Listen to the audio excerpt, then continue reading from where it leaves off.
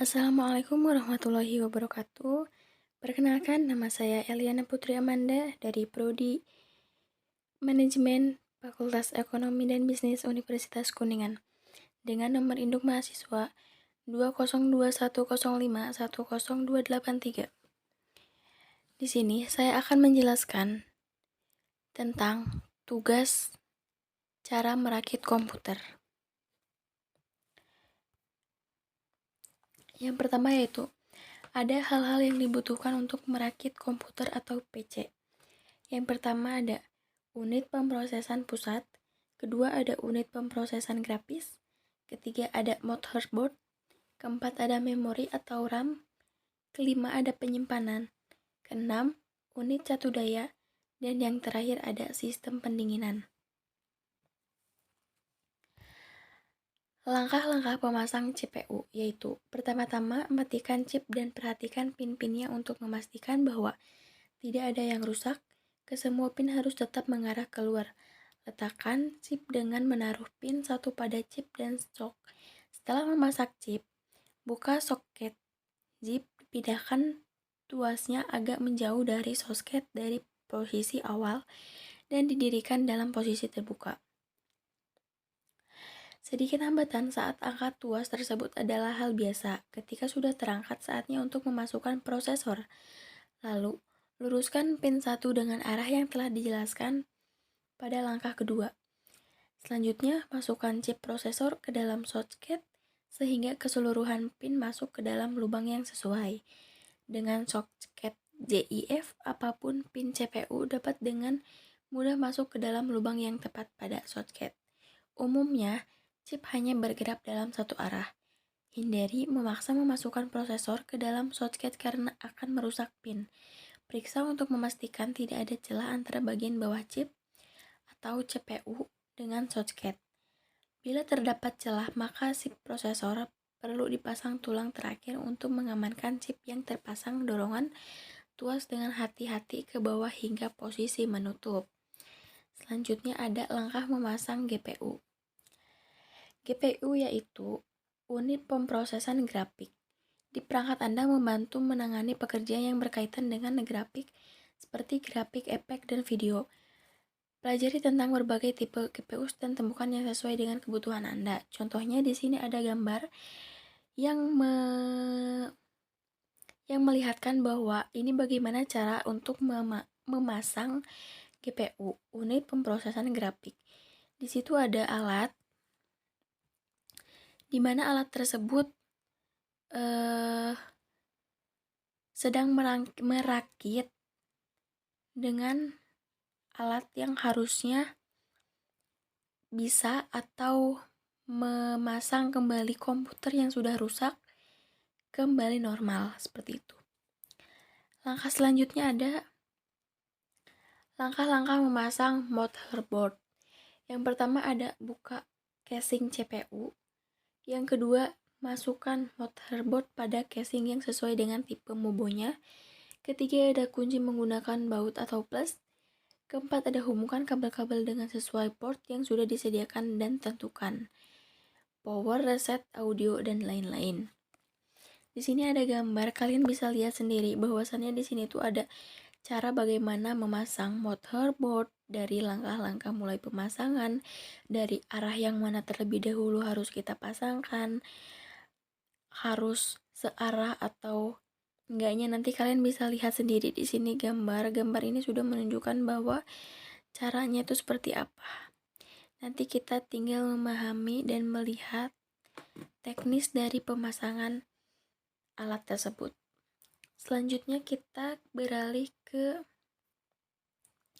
langkah-langkah memasang memori. Yang pertama ada, Anda lakukan tentunya membuka casing CPU Anda, cari komponen RAM Anda, dan untuk membukanya, buka pengunci slot atau di setiap ujung slotnya memori pada motherboard. Lalu, kecepatan dan kinerja komputer sebagai besar disebabkan oleh jumlah memori di komputer. Jika komputer tidak memiliki cukup RAM untuk dijalankan, sistem operasi dan program perangkat lunak yang digunakan itu akan menghasilkan kinerja yang lebih lambat. Lalu di sini ada fungsi RAM.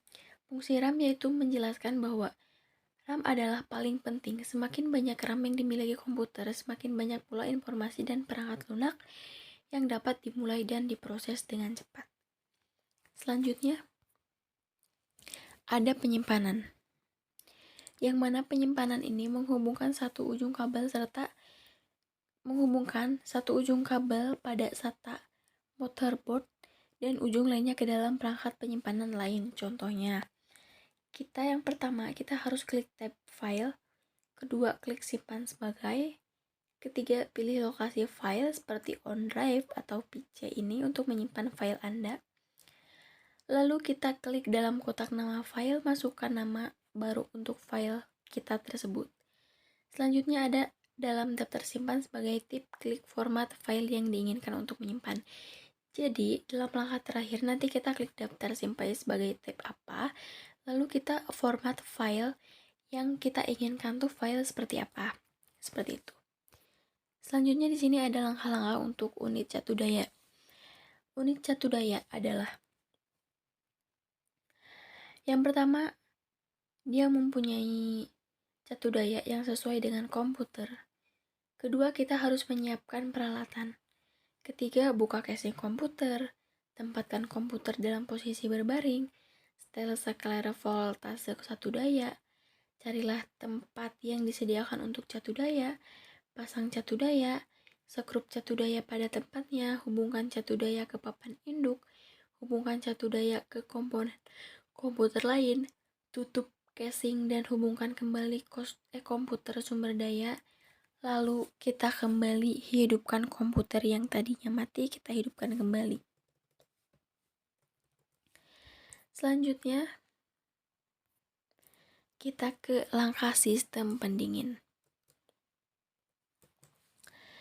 Langkah sistem pendingin yaitu merupakan faktor utama yang perlu dipertimbangkan saat merakit PC.